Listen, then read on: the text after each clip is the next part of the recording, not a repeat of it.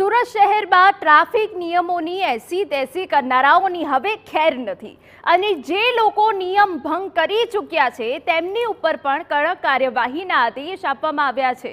જી હા, જે સુરતી લાલાઓ ટ્રાફિકના નિયમો તોડી ચૂક્યા છે તેમના પર આકરી કાર્યવાહીની ગૃહ રાજ્યપ્રધાન હર્ષ સંઘવીએ આદેશ આપ્યો છે। સુરત શહેરમાં ટ્રાફિકની સમસ્યા નિવારવા 62 કરોડના ખર્ચે 118 ટ્રાફિક જંકશન પર ઇન્ટિગ્રેટેડ ટ્રાફિક કંટ્રોલ સિસ્ટમ શરૂ કરાઈ છે। ત્યારે રાજ્યના ગૃહપ્રધાન અને સુરતની મજૂરા વિધાનસભાથી ધારાસભ્ય હર્ષ સંઘવીએ ગઈકાલે ટ્રાફિક કંટ્રોલ રૂમની મુલાકાત લીધી હતી। સુરત શહેર પોલીસ દ્વારા અલગ અલગ ટ્રાફિક પોઈન્ટો જે શરૂ કર્યા છે, સિગ્નલો જે શરૂ કર્યા છે, લોકો પણ તેને ફોલોઅર જે કરી રહ્યા છે, ટ્રાફિકના નિયંત્રણો જે છે તેનું પાલન કરી રહ્યા છે। ત્યારે આજે જોઈ શકાય છે ગુજરાત રાજ્યના ગૃહમંત્રી હર્ષભાઈ સંઘવી છે તે સુરત પોલીસ કંટ્રોલ રૂમ છે તેની મુલાકાત લીધી છે અને તમામ જે સીસીટીવી કંટ્રોલ છે તેની જે મુલાકાત છે તે લઈ રહ્યા છે। પોલીસ કમિશનર છે અનુપમસિંહ ગેહલોત છે, તમામ ડીસીપી ટ્રાફિકના અધિકારીઓ છે તે હાજર છે અને તમામ છે સિટીના જે સીસીટીવી લાગ્યા છે તેની જે રૂપરેખા છે તે જાણી રહ્યા છે। કારણ કે સુરત શહેરની અંદર જે ટ્રાફિકની જે સમસ્યાની જે વાત ચાલી રહી છે, લોકો છે ક્યાંક ને ક્યાંક જે પરેશાન થઈ રહ્યા છે, સિસ્ટમના કારણે લોકોએ છે લાંબા સમય સુધી ઊભું રહેવું પડતું હોય છે। આ તમામ જે છે નિરાકરણ થાય તે માટેના જે પ્રયત્ન છે તે કરવામાં આવશે અને જે ટ્રાફિકના જે અધિકારીઓ છે તેમની સાથે પણ મિટિંગનું આયોજન કરવામાં આવ્યું છે।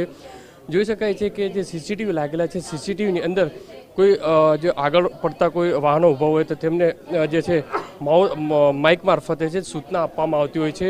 ગૃહમંત્રી સંઘવી છે પોતે છે આખું નિરીક્ષણ કરી રહ્યા છે કારણ કે સુરત શહેર છે એક ઔદ્યોગિક જે ક્ષેત્ર કહી શકાય, આર્થિક પાટનગર જે કહેવામાં આવે છે, તેની અંદર લોકો જે છે મોટી સંખ્યાની અંદર અલગ અલગ રાજ્યોની અંદરથી લોકો છે તે સુરતની અંદર દરરોજ જે આવતા હોય છે તેમને કોઈ મુશ્કેલી ન પડે, તેમનું જે ટાઈમિંગ છે તે મુશ્કેલી ન થાય, તમામ બાબતોને ધ્યાનમાં રાખીને ગૃહમંત્રી છે તે પોલીસ કમિશનર સાથે જે છે આખું જે સંકલન છે તે સંકલન કરતા છે તે નજરે પડી રહ્યા છે। મહત્વની વસ્તુ એ છે કે આ રીતની જે સ્થિતિ છે અને ટ્રાફિક હળવું બને તે માટેની જે સૂચન છે તે પણ કરવામાં આવ્યું છે।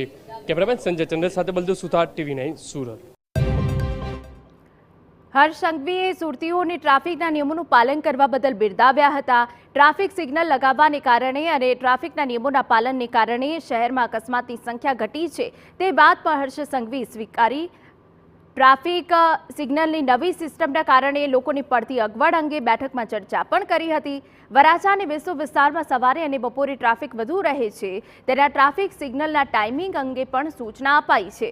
ટ્રાફિકના ભારણ અંગેનો સર્વે કરાયો છે અને આગામી 3 દિવસોમાં પાલિકા અને ટ્રાફિક વિભાગ આ અંગે પગલાં લેશે।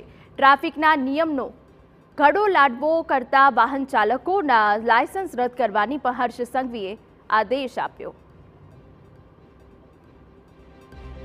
21 થી 50 વાર નિયમો તોડીને જેમ કે આદત જ બનાવી લીધી હોય, હું તો નિયમ નહીં જ માનું, એવા લોકો 18,257 લોકો છે।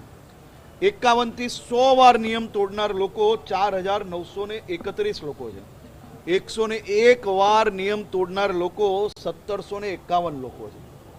આ 1,751 લોકો અને 4,931 લોકોના લાયસન્સ રદ કરવાની કાર્યવાહી કરવાની સૂચના આજે આપવામાં આવી છે।